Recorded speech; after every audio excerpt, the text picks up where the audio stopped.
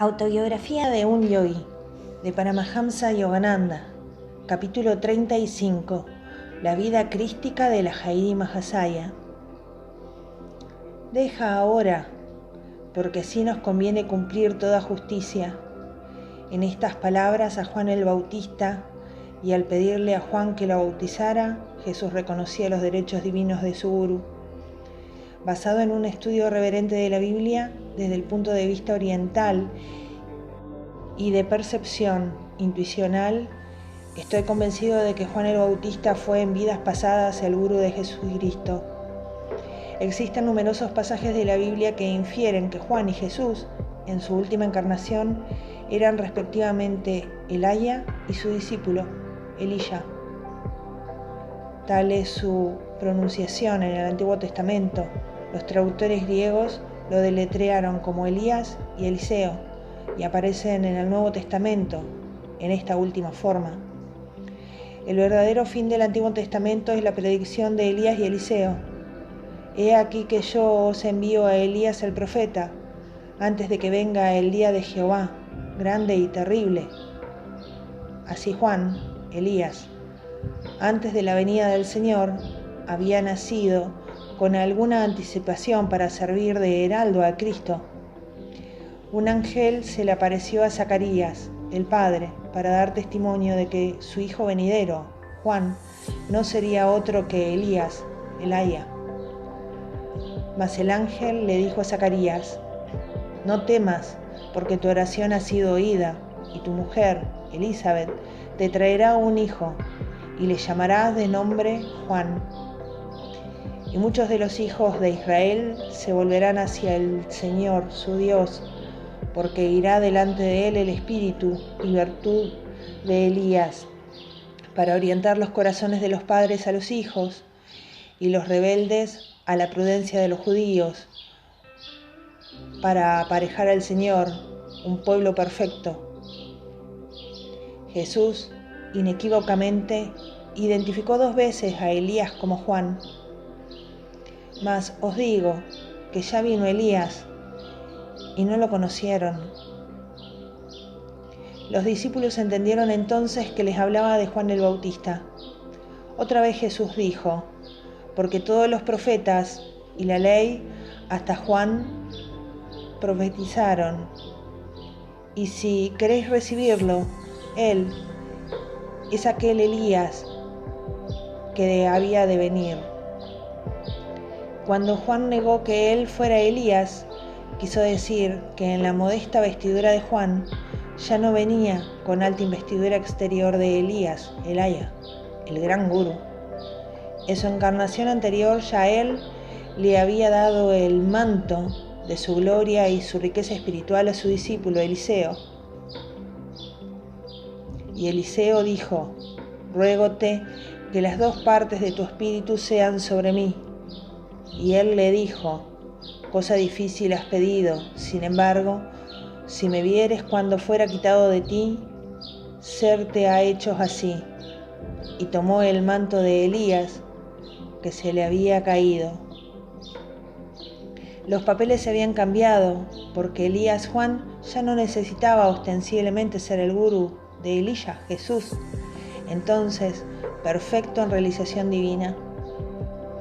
Cuando Cristo fue transfigurado en la montaña, fue a su gurú Elías y a Moisés, a quienes vio.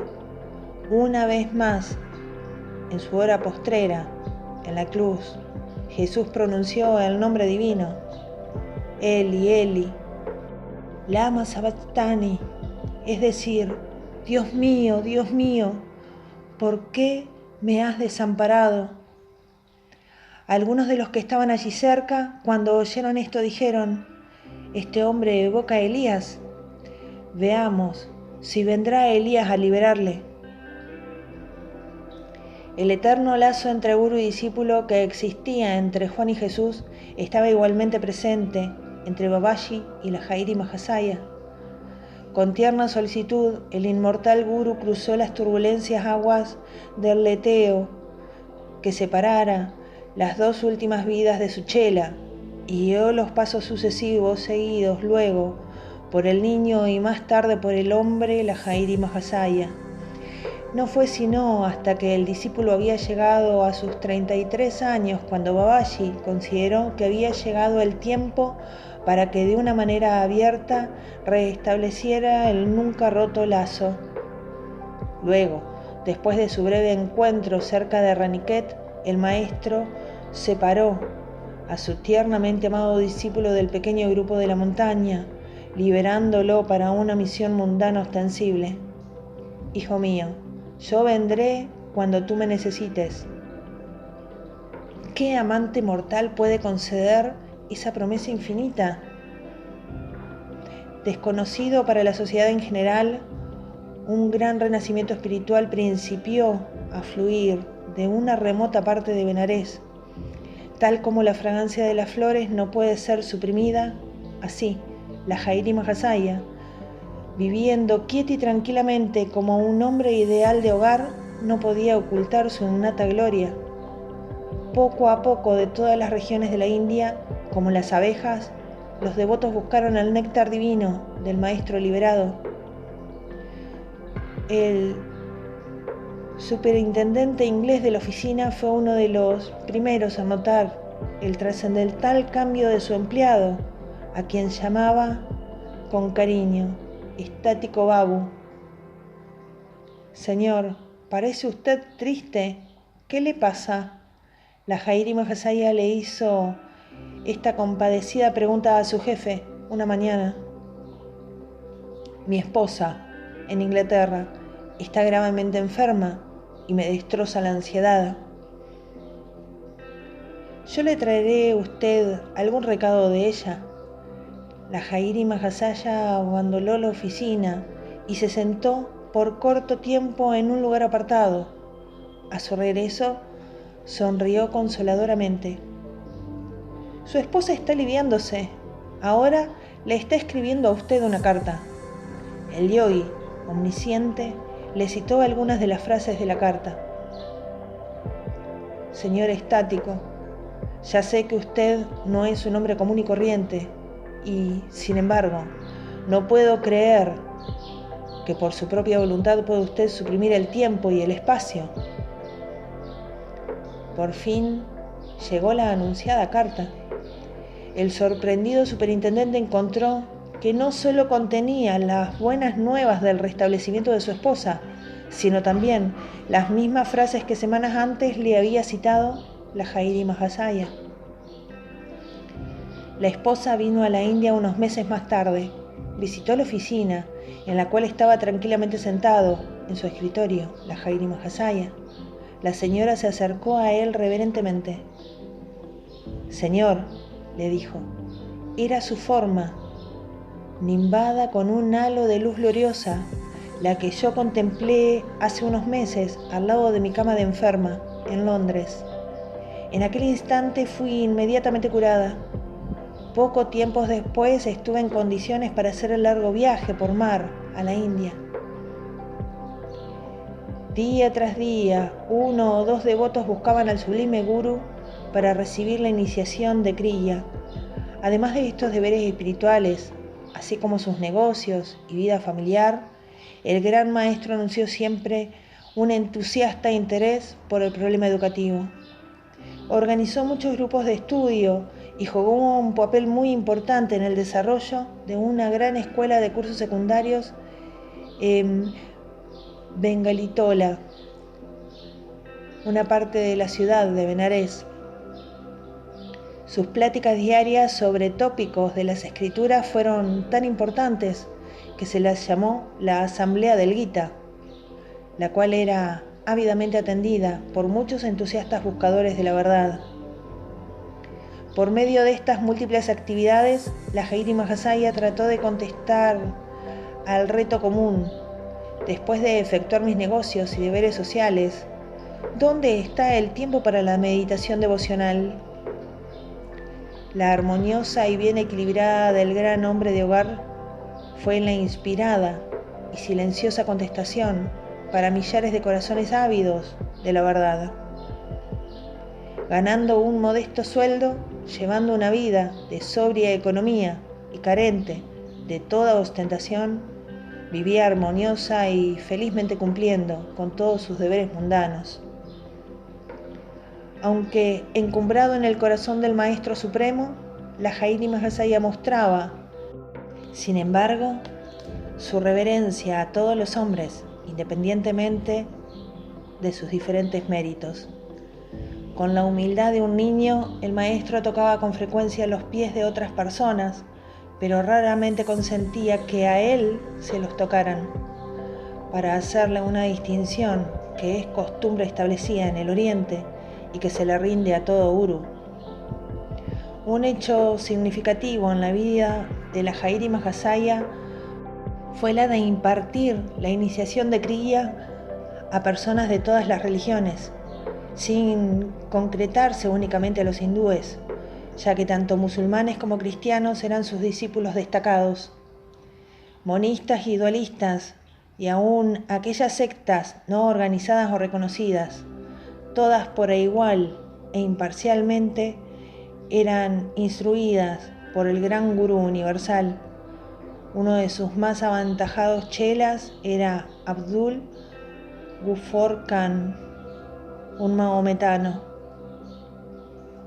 La Jairi Mahasaya mostró con valentía que, no obstante el haber nacido en la elevada casta de los brahmines, hizo cuanto pudo en su época para abolir el formulismo y fanatismo absurdo y rígido de las castas.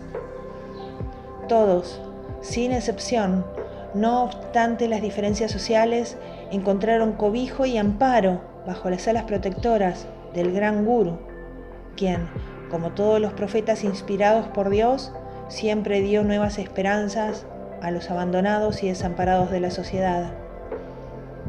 Recordad siempre que no pertenecéis a nadie y que nadie os pertenece. Reflexionad en que algún día, inesperadamente, tendréis que dejar todo lo de este mundo. Así, estableced el contacto con Dios desde ahora, decía el gran gurú a sus discípulos.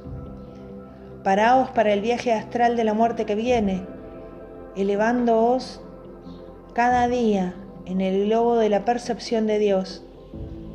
Debido a la ilusión, vosotros pensáis que sois un mazo de carne y hueso, el cual no es más que un nido de dificultades.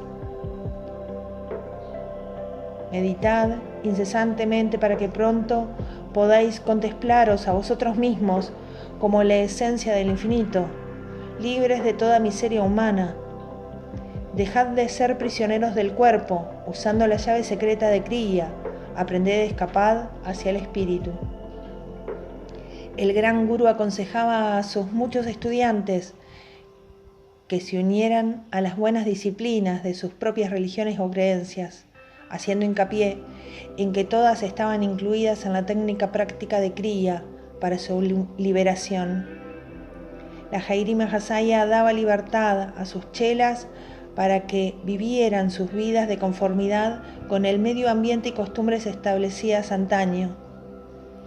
Un musulmán debe efectuar su namaj 4 veces diarias, indicaba el maestro. 4 veces durante el día un hindú debe sentarse a meditar. Un cristiano debe arrodillarse 4 veces al día orando a Dios y luego leyendo la Biblia. Con sabio discernimiento, el gurú guiaba a sus feligreses en los senderos de devoción, bhakti, de acción, karma, de sabiduría, jnana o raja, real o completo yoga, de acuerdo con las tendencias naturales de cada devoto. El maestro era lento en otorgar su permiso para que los devotos entraran en el sendero formal del monasterio. Siempre les hacía presente que deberían de reflexionar en las austeridades de una vida monástica. El gurú enseñó a sus discípulos a evitar las discusiones teóricas de las escrituras. Es únicamente sabio aquel que se dedica a realizar no solamente a leer las antiguas revelaciones. Decía: resolved vuestros problemas a través de la meditación. Cambiad las especulaciones religiosas sin ningún provecho por el contacto real y verdadero de Dios. Limpiad vuestras mentes de las basuras de los dogmas teologales y dejad que penetren las aguas curativas de la percepción directa. Armonizaos vosotros mismos con la actividad guía interna. La voz divina tiene contestación para cada dilema de la vida, aun cuando la ingenuidad del hombre para meterse en toda clase de dificultades parece sin fin. El auxiliador infinito no tiene menos recursos. La omnipresencia del Maestro fue demostrada un día ante un grupo de discípulos que lo escuchaban en sus explicaciones del Bhagavad Gita. Conforme él explicaba el significado de Kutastha Chaitanya o conciencia crística, vibrando en toda la creación, súbitamente, como si agonizara, gritó: «Me estoy ahogando en los cuerpos de muchas almas cerca de las costas del Japón». A la mañana siguiente, sus chelas leyeron en los periódicos la relación sobre la muerte de muchos pasajeros cuyo barco había zozobrado el día anterior cerca del Japón. Discípulos distantes de la Jairi Mahasaya se daban con frecuencia cuenta clara de la presencia manifiesta de él. «Yo estoy siempre con aquellos que practican kriya», decía, consolando a aquellos chelas que no podían permanecer cerca de él. «Yo los guiaré al hogar cósmico a través de sus amplias percepciones». Swami Satyananda, según referencia de uno de sus devotos, no podía ir a Benares y recibió la iniciación precisa de kriya durante un sueño. La Jairi Mahasaya se le apareció al chela para dar contestación a sus repetidas oraciones. Si alguno de los discípulos descuidaba alguna de sus obligaciones mundanas, el maestro, suave y amablemente, lo corregía y disciplinaba. Las palabras de la Jairi Mahasaya siempre eran suaves y tiernas, aun cuando se viera obligado a hablar abiertamente de las faltas de algún chela. Me decía mi maestro, Sri Yukteswar, y agregaba maliciosamente: «Ningún discípulo escapó de las barbas del maestro».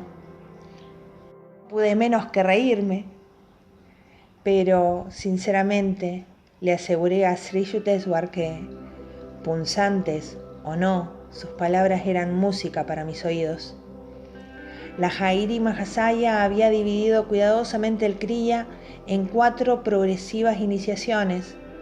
Concedía las 3 técnicas más elevadas únicamente a los devotos que habían manifestado un definido progreso espiritual. Un día, cierto chela, considerando que no se le había apreciado en sus verdaderos vales, manifestó ostensible su descontento.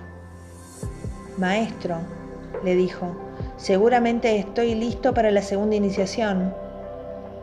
En ese momento se abrió la puerta y entró un modesto discípulo, Brinda Bhagad, que era un cartero en la ciudad de Benares. «Brindaba, siéntate cerca de mí», el gran maestro sonrió amablemente.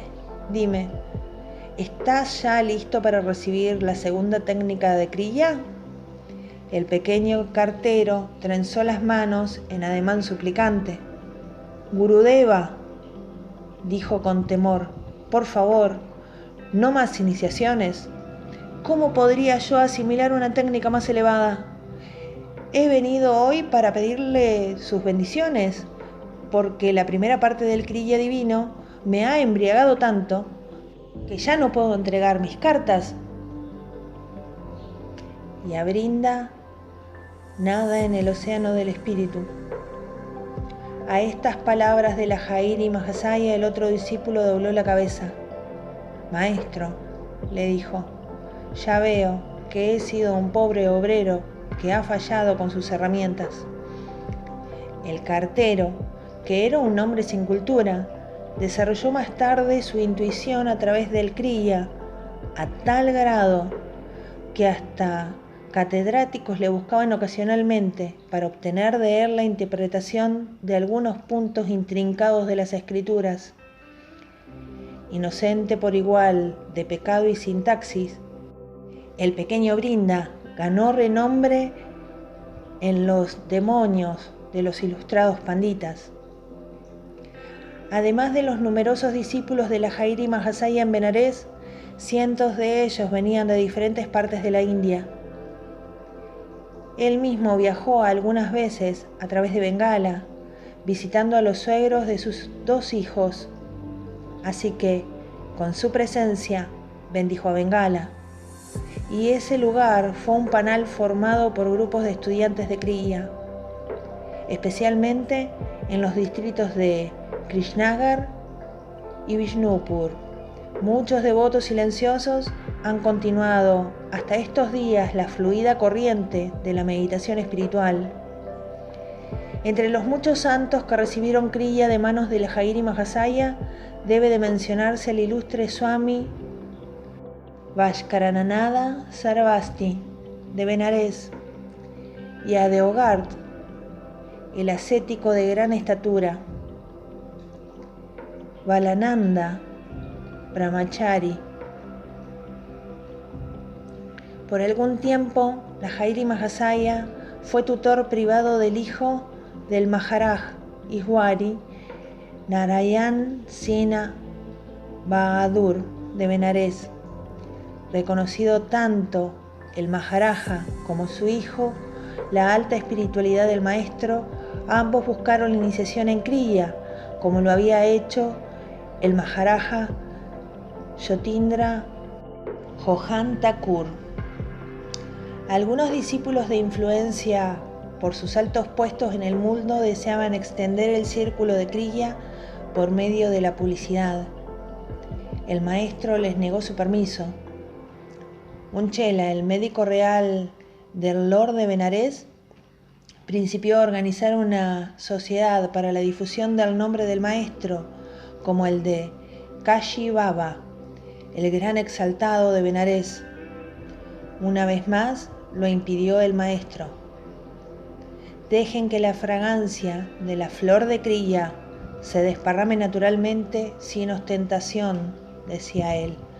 Sus semillas se enraizarán en el terreno de los corazones espiritualmente fértiles.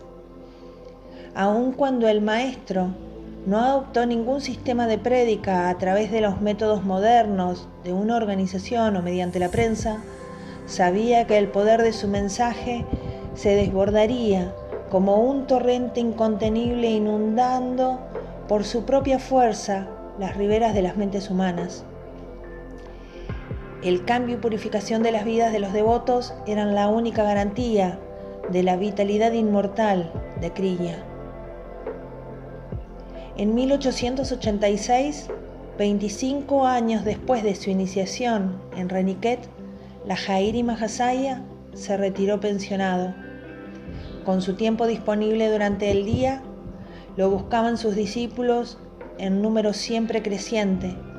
El gran gurú se sentaba entonces, en silencio, la mayor parte del tiempo, en su tranquila postura de loto.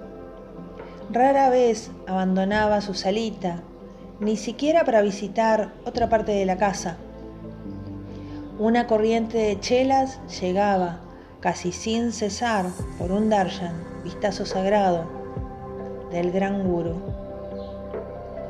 Ante el asombro de todos los que le trataban, el estado fisiológico de la Jairi Mahasaya exhibía las características sobrehumanas de la suspensión del aliento, la ausencia del sueño, la cesación del pulso y de los latidos del corazón, ojos tranquilos sin parpadeos por horas y una profunda aura de paz. Ningún visitante se marchaba sin experimentar la elevación espiritual de su ser. Todos sabían que habían recibido la silenciosa bendición de un verdadero hombre de Dios. El maestro le permitió a sus discípulos, Panchanon Bhattacharya, abrir un instituto mención Arya en Calcuta. Allí el discípulo santífico difundió el mensaje de Kriya Yoga y preparó para el beneficio público ciertas yoguísticas hierbas medicinales. De acuerdo con la antigua costumbre, el maestro daba a la gente, por lo general, aceite de neem para la curación de diversas enfermedades. Cuando el gurú le pedía a algún discípulo que le destilara aceite, con facilidad cumplía el encargo. Si cualquier otro trataba de hacerlo, se encontraba con innúmeras dificultades, pues el aceite medicinal se evaporaba casi todo después de pasar por el proceso de destilación requerido. Evidentemente, las bendiciones del maestro eran un ingrediente indispensable. La escritura manuscrita y firmada de la Jairi Mahasaya en bengalí son parte de líneas de una carta enviada a un chela. El gran maestro interpreta un verso en sánscrito: aquel que ha obtenido el estado del alma en que sus ojos no parpadean, ha obtenido el Sambhavi Mudra. Firmado Sri Shyama Charan Deva Sharman. El Instituto Misión Arya emprendió la tarea de publicar muchos comentarios de las escrituras hechos por el Gurú. Como Jesús y otros profetas, la Jairi Mahasaya tampoco escribió libros, pero sus interpretaciones fueron registradas y arregladas por varios de sus discípulos.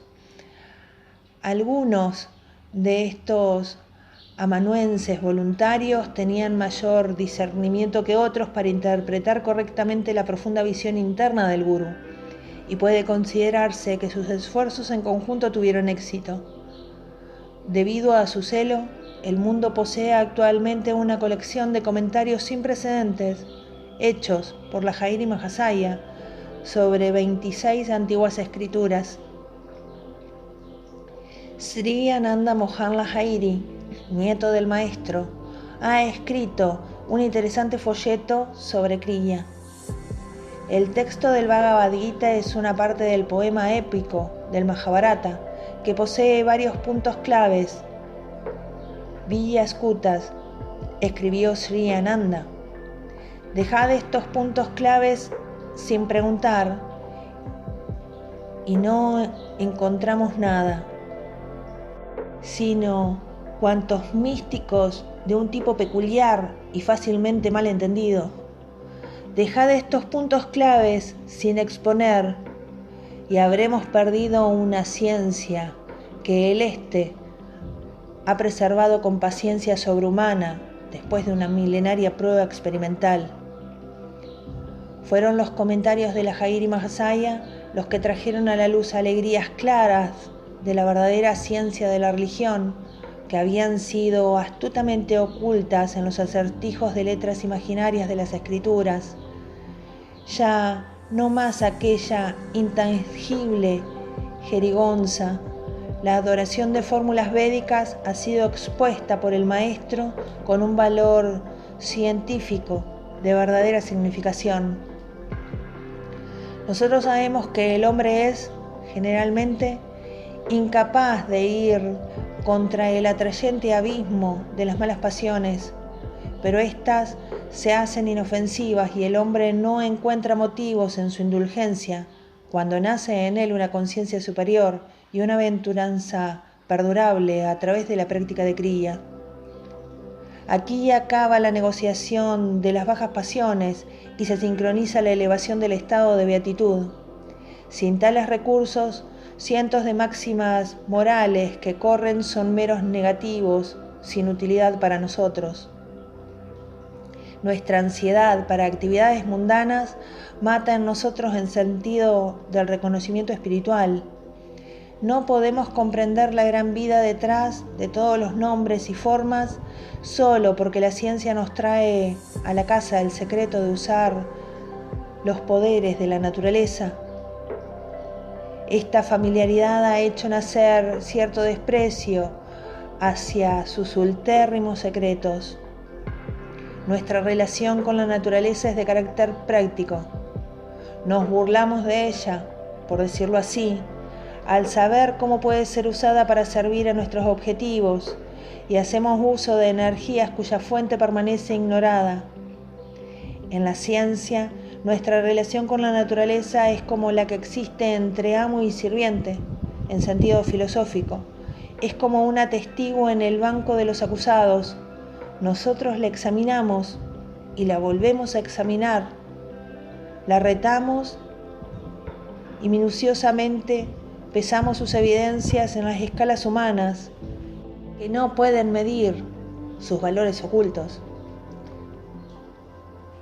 De toda manera, cuando el ego, el ser, está en comunión con el poder superior, la naturaleza automáticamente obedece sin esfuerzos ni tirones a la voluntad del hombre.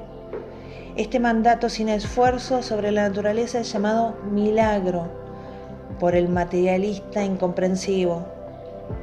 La vida de la Jairi Mahasaya estableció un ejemplo que cambió el conocimiento erróneo de que la yoga es una práctica misteriosa.